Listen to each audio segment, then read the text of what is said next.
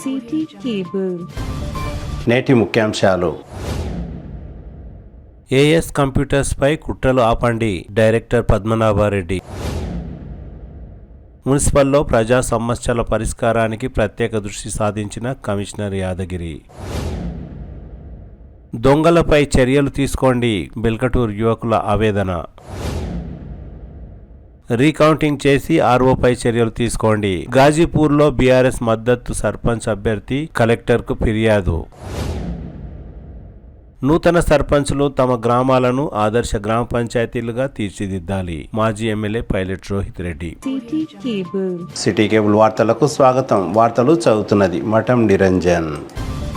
తాండూరు పట్టణంలోని as computers పై కొందరు కుట్రలు చేస్తున్నారని ఏఎస్ కంప్యూటర్స్ డైరెక్టర్ పద్మనాభరెడ్డి అన్నారు. బుధవారం తాండూరు పట్టణంలోని ఏఎస్ కంప్యూటర్స్ కార్యాలయంలో ఏర్పాటు చేసిన విలేకరుల సమావేశంలో డైరెక్టర్ పద్మనాభరెడ్డి మాట్లాడుతూ ఏఎస్ కంప్యూటర్స్ శిక్షణ సంస్థను కొందరు అప్రతిష్ట పాలు చేయాలని కుట్రలు పన్నారని ఆరోపించారు. గత 20 సంవత్సరాలుగా ఏఎస్ కంప్యూటర్స్ కొనసాగుతున్నదని, ఎంతో మంది నిరుద్యోగులను ఆదుకున్నదని, ఎందరికో కంప్యూటర్స్ లో శిక్షణ ఇచ్చి ఎంతో పేరు ప్రతిష్టలు ఉన్న సంస్థను కొందరు అప్రతిష్ట పాలు చేస్తున్నారని, వారిపై త్వరలో కోర్టుకు వెళ్లి పరువు నష్టం దావా వేసి న్యాయాన్ని కోరుతానని, మానవ హక్కుల కమిషన్ లో కూడా ఫిర్యాదు చేయనున్నట్లు పద్మనాభరెడ్డి తెలిపారు. తన దగ్గర అన్ని ఆధారాలతో, సర్టిఫికెట్లతో, అన్ని అర్హతలతో కంప్యూటర్ శిక్షణ సంస్థ నడుపుతున్నానని తెలిపారు. అనవసరంగా కొందరు అప్రతిష్ట పాలు చేయడం తగదని ఆవేదన వ్యక్తం చేశారు. సంబంధిత సర్టిఫికెట్లను చూపిస్తూ తన దగ్గర అన్ని ఆధారాలు ఉన్నాయని, తన గురించి కొందరు అబద్ధాలు చెప్పడం తగదని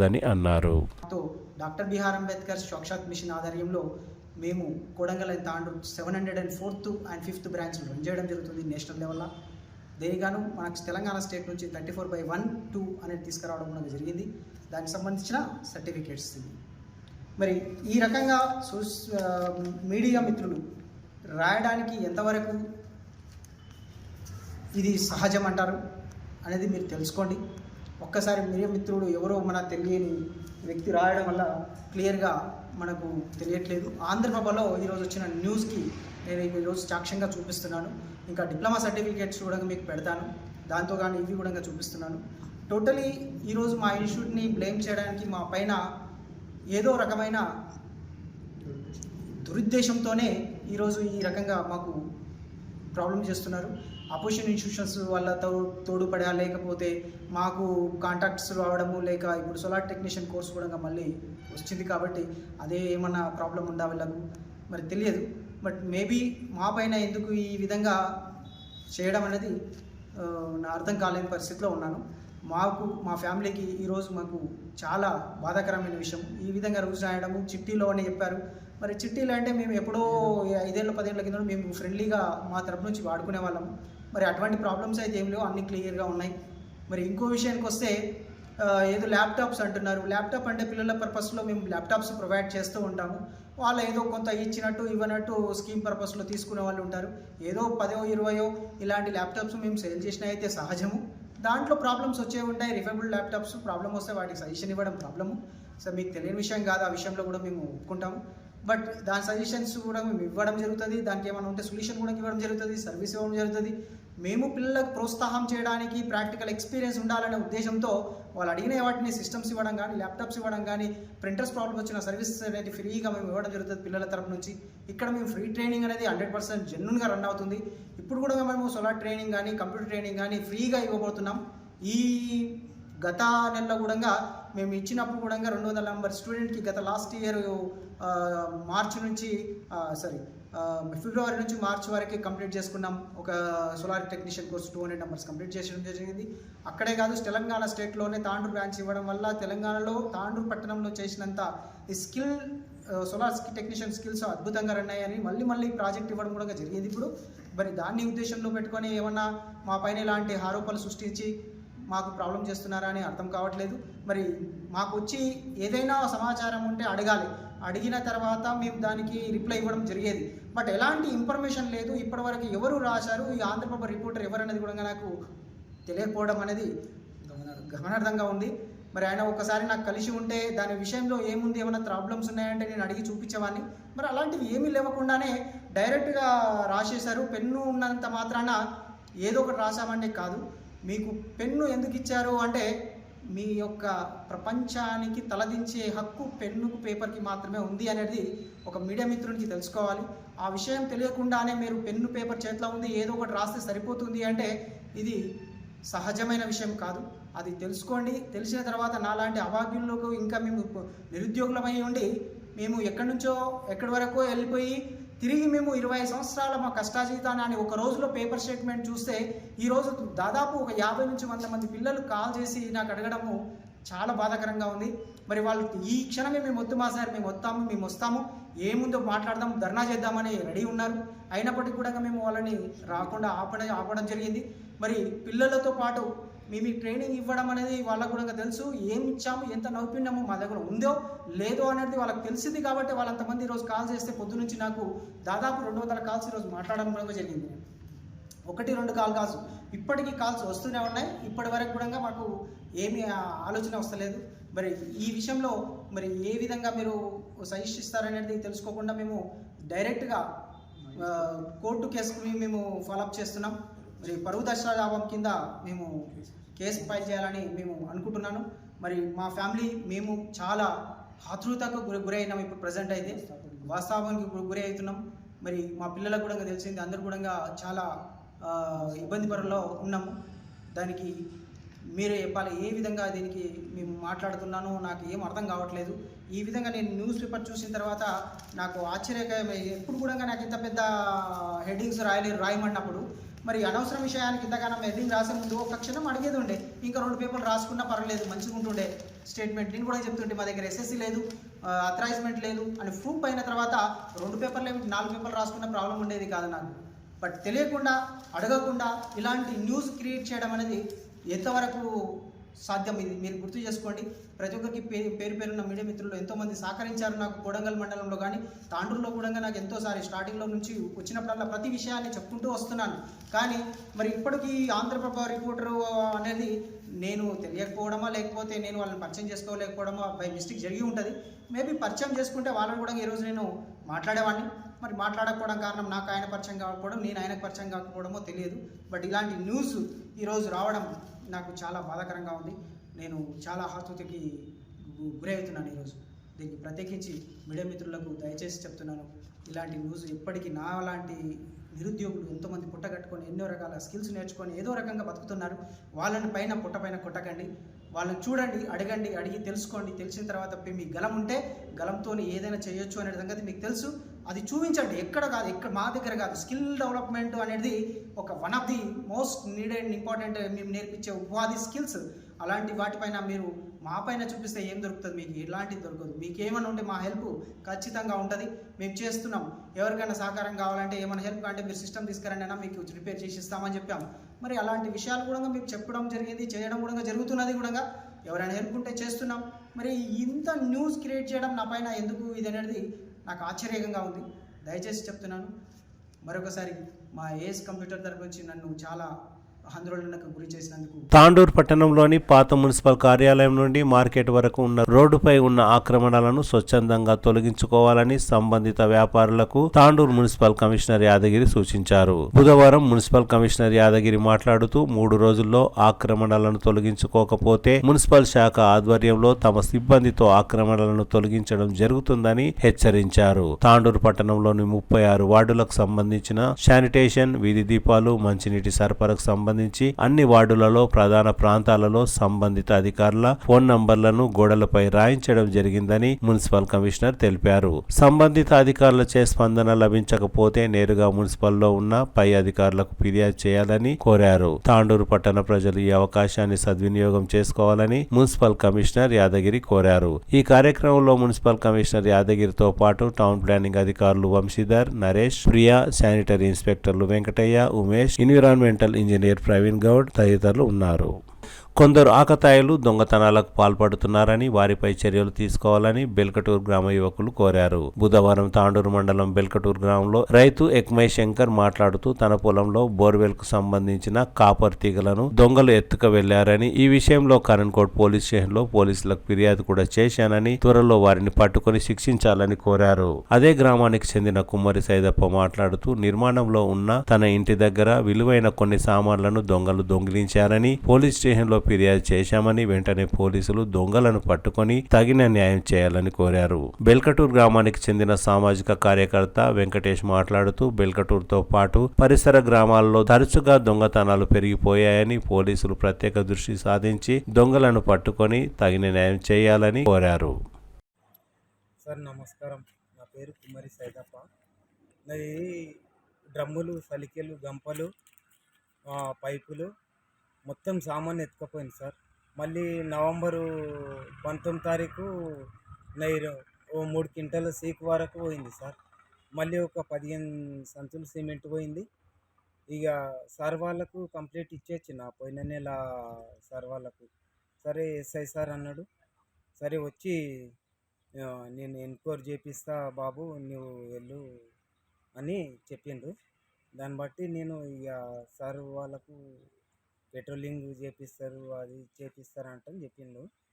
సరే అని నేను ఇక్కడ ఏది పెడితే అది ఎత్తుకపోతున్నారు సార్. ఏ చిన్న వస్తువులు పని చేస్తుంటే అది సామాను నైట్లో తిరుగుతుంటారు, ఎవరికి ఏమన్నా లేకపోతుంటాము, తాగుతుంటారు, ఎవరికి ఏమన్నా లేకపోతుంటారు, ఎవరు వస్తున్నారు ఎవరు లేదు. దాన్ని బట్టి నేను ఇక వాళ్ళకి ఏమన్నాను సార్, నేను దాన్ని బట్టి నాకు న్యాయం చేయండి సార్. ఇప్పుడు సార్ 4వసారి భూమిలోకి వెళ్ళి వేస్తే విధంగా మళ్ళీ భూమిలోకి వెళ్ళి వీకేసి పైపు అనేది ఆడ వాడేసి ఇదంతా ఒలుచుకొని పోయిండు. స్టార్టర్ కాయలు తీసుకొని పోయిండు. మళ్ళీ 3వసారి స్టార్టర్ కాయలు మళ్ళీ తెచ్చేసినా కానీ ఎన్నిసార్లు వేసినా కానీ పోతున్నది. అందుకని నిన్న కంప్లీట్ ఇచ్చిన పోయి మొన్ననే ఒక మొత్తం ఇలా ఒలిచేసి వెళ్ళింది. ఇన్ని వైర్ అంతా కట్ చేసుకుని పోయింది మొత్తం. ఇదంతా లోపల నుంచి వైర్ తీసుకుంటున్నాడు. వైర్ తీసుకుంటాడు, ఇది వాడేసిపోతాడు. ఉత్త పిప్పి వాడేసిపోతారు అంతే, ఈయనే వాడేసిపోతాడు మంచిగా వాడు. ఈ స్టార్టర్ కాయలు ఉంటుంది, ఈ కాయలు కూడా పోయినాయి. ఎన్నిసార్లు వేసినా 130 రూపాయలు. అది ఒకటి 130 రూపాయలు ఉంటుంది. అది లోపల కాయలు ఉంటుంది, రాగి వైర్ ఉంటుంది. అందుకని చేస్తున్నాడు. ఫీజులు గిట్ట అన్ని దెంకపోతారు. పీసులు ఉన్నాయి, పీసులు తీసిపెట్టినాయి పీసులు అన్నీ ఈయనే పెట్టిపోతున్నాడు. మనకి కావాలి వైర్ ఒకటి, స్టార్టర్ కాయలు ఒకటి, మొత్తం 4 సార్లు ఇంటికి. అందుకని వేయకుండా పెట్టుకున్నాం. ఇక ఏం చేయాలి. నా పేరు ఎక్మై శంకర్, బెల్కటూర్ గ్రామం, గోపపల్లి శివాజీ రైల్వే గేట్ దగ్గర మా ట్రైన్ ఉంటుంది. ఇక్కడ 4 సార్లు కేబుల్ కట్ చేసుకొని పోతున్నది. ఇక్కడ ఏరియా మొత్తం 4-5 జాగాల 10 జాగాలు కూడా కట్ చేసుకోపోయినట్టు నాకు తెలియదు. నాదైతే 4వసారి అయిపోయింది. వీడికి కాయలు తీసుకొస్తున్నాడు, వైరు ఇక్కడ ఒలుస్తున్నాడు, పోతున్నాడు. అది ఎవరు మస్తు ప్రయత్నం చేసినా కానీ దొరకట్లేదు. రాత్రి సమయంలో ఎప్పుడు వస్తుందో తెలియదు. ఈ 4వసారి అయింది. కేబుల్ అయితే తీసుకొని పోతున్నాడు, కాయలు తీసుకొస్తున్నాడు. దీని మీద నువ్వు పోలీసు వాళ్ళకి ఇన్ఫర్మేషన్ ఇచ్చిన నిన్న కంప్లీట్ ఇచ్చేసిన. ఏమన్నారు ఎస్ఐ గారు? కంప్లీట్ ఇచ్చేసిన, పట్టుకుంటాం, మేము అది పనిలో ఉన్నాము. ఎస్ఐ సార్ చెప్పిండు. ఇక నిన్న కూడా ఒక ఆయన నన్ను పట్టుకొచ్చి ఆల్రెడీ వాళ్ళ కేబుల్ ఉండే, స్టార్టర్ కాయలు ఉన్నాయి కానీ చెప్పినాం, మేము మీవే సార్ ఇట్లాంటివి అంటని చెప్పినాం. చెప్తే మేము చూసుకుంటామంటని చెప్పింది సార్. ఎస్ఐ సార్ అయితే చెప్పిండు, అందరూ చెప్పిండు. దీని మీద నీ అభిప్రాయం మరి? ఎంబడే వాళ్ళను పోలీసు వాళ్ళు పట్టుకుంటామని నీకు చెప్పిండ్రా? చెప్పిండు. పోయినాం, 10 మందికి పోయినాం. 10 మందికి పోయినాం. నాతోటి వేల మెక్కనికి వెళ్ళి కోబంపల్లి మనుషులు వచ్చిండ్రు, నేను పోయినా, ఇరిచెట్పల్లెలు పోయిన అందరూ వచ్చింది. అందరికీ చూస్తాం, అదే ప్లానింగ్లో ఉన్నాము. వాళ్ళ బెల్కటూరులో మిగతా రైతులకు కూడా ఇట్లా జరిగిందే? మస్తు మంది జరిగింది. బెల్కటూరులో ఎవరు రాలేరు. అక్కడ వాళ్ళు ఎవరిని దొరకలే, మనిషి లేడు కాబట్టి వాళ్ళు ఏమో పోయింది. ఒకసారి పోయింది కదా, 4 సార్లు పోయింది. ఇట్లా వాళ్ళు ఒకటొకటిసారి అన్నట్లు వాళ్ళు ఇంకా రాలేరు. అందుకని 4 సార్లు అదే బాధతో పోయి చెప్పినా నేను. నా పేరు వెంకటేష్, సామాజిక కార్యకర్త. మాది బెల్కటూరు గ్రామము. మా అన్న శంకర్, ఎక్మై శంకర్ గారి పొలంలో ఇంతకు ముందు కూడా గతంలో 3 సార్లు కరెంటు కేబుల్ వైరు దొంగతనం చేసిండ్రు దొంగలు. ఎవరో ఇంతవరకు ఇంకా తెలియలేదు. మరి చుట్టుపక్కల గ్రామాలలో కూడా వీర్షెట్పల్లి, ఎలిమెకన్య, గోపన్పల్లి, బెల్కటూరులో గత 2-3 రోజులుగా దొంగతనాలు ఎక్కువైతున్నాయి. బోర్ మోటార్లు పీక్కపోవడం కానీ, కేబుల్ వైర్లు పీక్కపోవడము ఇలాంటివి జరుగుతున్నాయి. మా అన్నగారి పొలంలో అయితే గతంలో కూడా 3 సార్లు తీసుకున్నారు. ఇగో ఇది ఇట్లా కేబుల్ కట్ చేసి ఏం చేస్తారంటే దీంట్లో ఉన్న ఒక కాపర్ వైరు దొంగతనం చేసేస్తారు. దీన్ని ఇక్కడనే పడేస్తారు. దీన్ని పొలంలో 1 మీటర్ లోతుగా తవ్వి ఇట్లాంటి పైపు వేసి పైపులో వేస్తే కూడా ఆ దొంగలు దీన్ని పెకిలించి తీసుకుంటున్నారు. పెకిలించి తీసుకుంటున్నారు. మరి దీన్ని దొంగతనం చేసి వాళ్ళు ఎక్కడ విక్రయిస్తారో తెలియదు. ఇగో ఇక్కడ బోర్ మోటార్ దగ్గర కూడా వైర్లు ఇట్లా కట్ చేసిండ్రు. బోర్ మోటార్ అయితే పీకలేరు, ఇక్కడ ఎలాంటి అవకాశం దొరకలేదు వాళ్ళకు.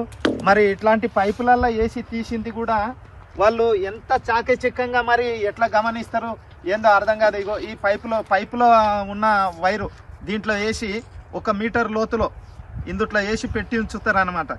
దీంట్లో నుంచి వాళ్ళు తీసి దీంట్లో ఉన్న కాపర్ని తీసుకొని మరి యథావిధిగా దాన్ని ఇక్కడనే పడేసి వెళ్ళిపోతారు.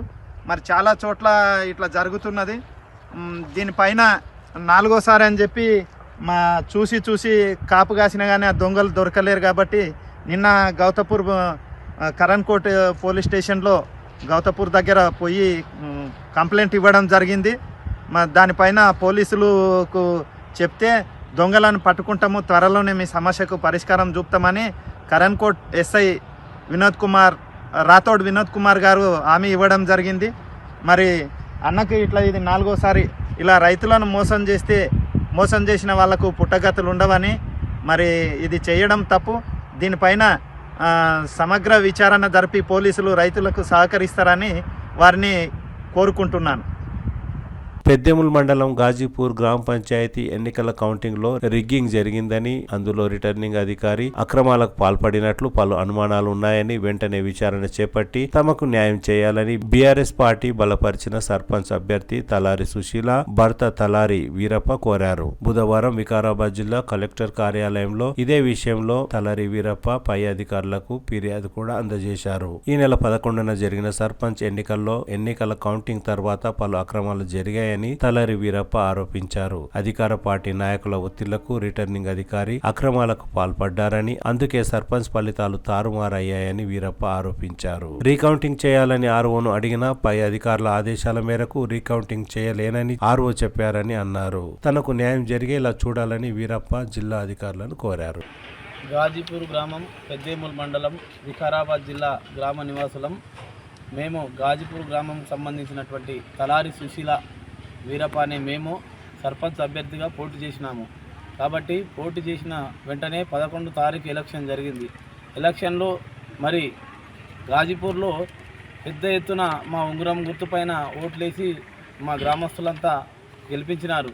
కాబట్టి ఆ రోజు ఏం జరిగిందంటే కౌంటింగ్ రోజు మధ్యాహ్నం వరకు కౌంటింగ్ జరిగిన తర్వాత మరి కౌంటింగ్ జరిగింది. కౌంటింగ్ జరిగినాక మధ్యాహ్నం మేమంతా ఓట్లు వేసి మా ఏజెంట్లు కానీ మేము కానీ తినడానికి ఇంటికి వచ్చినాము. రాగానే మరి అక్కడ ఉన్నటువంటి ఆర్ఓ సార్ గారు మరి అధికారులు మరి అధికార పార్టీకి సంబంధించినటువంటి వాళ్ళ కొమ్ముక్కై మరి మా ఓట్లు సంబంధించినటువంటి సర్పంచ్ ఓట్లు మరి రిగ్గింగ్ చేసి మరి ఇతర మాకు అపోజిషన్ పార్టీ అయినటువంటి రూలింగ్ పార్టీ వాళ్లకు సపోర్ట్ చేసి మమ్మల్ని ఓడించడానికి ప్రయత్నం చేసినారు. మరి అక్కడ మాకు సంబంధించినటువంటి 7 వార్డు మెంబర్లు పెద్ద ఎత్తున భారీ మెజారిటీతో మరి గెలవడం జరిగింది. మాకు వార్డు మెంబర్లకు చూసినట్లయితే 326 ఓట్లు మెజారిటీతో మా వార్డు మెంబర్లు గెలిచినారు. మరి అక్కడ మా సర్పంచ్కు సంబంధించినటువంటి డబ్బాల్లో 2 డబ్బాల్లో రిగ్గింగ్ చేసి మరి ఆర్ఓ సార్ గారు ఏకపక్షంగా మాకు రిగ్గింగ్ చేసి మా ఓట్లను తీసి మరి మిగతా బ్యాలెట్ పేపర్లు వేసి మాకు ఆ విధంగా చేసినారు. మాకు అనుమానం వచ్చి ఆ రోజు కౌంటింగ్ లోపల మరి ఇది రిగ్గింగ్ జరిగింది అని చెప్పి వెంటనే మేము ఖండిస్తే మాకు బయటికి రానియకుండా మరి అవే ఓట్లు వేయించి మరి అదేవిధంగా బయటకు వచ్చి మాకు ఖచ్చితంగా కౌంటింగ్ చేయాలి, ఇది రిగ్గింగ్ అయిందని చెప్పి నేను ఎంత వాదించినా మరి ఆ పేపర్ కోసం బయటకు వచ్చి రాసిచ్చి మాకు కౌంటింగ్ కావాలని ధర్నా చేయడం జరిగింది. ధర్నా చేస్తే కూడా మాకు రీకౌంటింగ్ చేయలేదు. మరి పైనుంచి మాకు ఫోన్లు వచ్చినాయి కాబట్టి నేను ఈ రీకౌంటింగ్ చేయనని చెప్పడం జరిగింది. అట్లా చాలామంది మా గ్రామస్తులు కూడా 2-3 గంటలు ధర్నా చేస్తే కూడా మాకు అన్యాయం చేసి ఆర్ఓ సార్ గారు మాకు తప్పకుండా అన్యాయం చేసి మమ్మల్ని రిగ్గింగ్ చేసి ఆర్ఓ సార్ గారి మమ్మల్ని ఓడించడం జరిగింది. కాబట్టి దీని మీద తగిన చర్యలు మరి ఇక్కడ కలెక్టర్ ఆఫీస్కు రావడం జరిగింది. ఇక్కడ కూడా మేము ఇక్కడ అప్లికేషన్ ఇవ్వడం జరిగింది. తప్పకుండా మాకు న్యాయం చేయాలని ప్రభుత్వాన్ని డిమాండ్ చేస్తూ ఉన్నాను. ఈ నెల 11వ తేదీన జరిగిన గ్రామ పంచాయతీ ఎన్నికల్లో నూతనంగా ఎన్నికైన సర్పంచులు తమ గ్రామాలను ఆదర్శ గ్రామ పంచాయతీలుగా తీర్చిదిద్దాలని మాజీ ఎమ్మెల్యే పైలట్ రోహిత్ రెడ్డి సూచించారు. బుధవారం నూతనంగా ఎన్నికైన బీఆర్ఎస్ పార్టీ బలపరిచిన సర్పంచులను మాజీ ఎమ్మెల్యే పైలట్ రోహిత్ రెడ్డి తన నివాసంలో ఘనంగా సన్మానించారు. అనంతరం మాజీ ఎమ్మెల్యే పైలట్ రోహిత్ రెడ్డి మాట్లాడుతూ కాంగ్రెస్ పార్టీ నాయకుల బెదిరింపులకు ఎవరూ భయపడరాదని, బీఆర్ఎస్ పార్టీ నూతన సర్పంచ్లకు అండగా ఉంటుందని తెలిపారు. రాజ్యాంగబద్ధంగా గ్రామాలకు రావాల్సిన నిధులు తప్పకుండా వస్తాయని, ఎవరు ఆ నిధులను ఆపలేరని అన్నారు. ఈ కార్యక్రమంలో నియోజకవర్గంలోని బీఆర్ఎస్ పార్టీ మద్దతుతో గెలిచిన సర్పంచులు, మండల బీఆర్ఎస్ నాయకులు తదితరులు పాల్గొన్నారు. ప్రతి ఒక్కరికి కూడా పేరు పేరున నమస్కారం తెలియజేస్తూ తిరిగి వచ్చే బులెటిన్లో తాజా వార్తలతో మళ్ళీ కలుద్దాం. అంతవరకు సెలవు, నమస్కారం. మరిన్ని వార్తల కోసం ఛానల్ సబ్స్క్రైబ్ చేయండి, షేర్ చేయండి, లైక్ చేయండి, కామెంట్ చేయండి. CT Cable.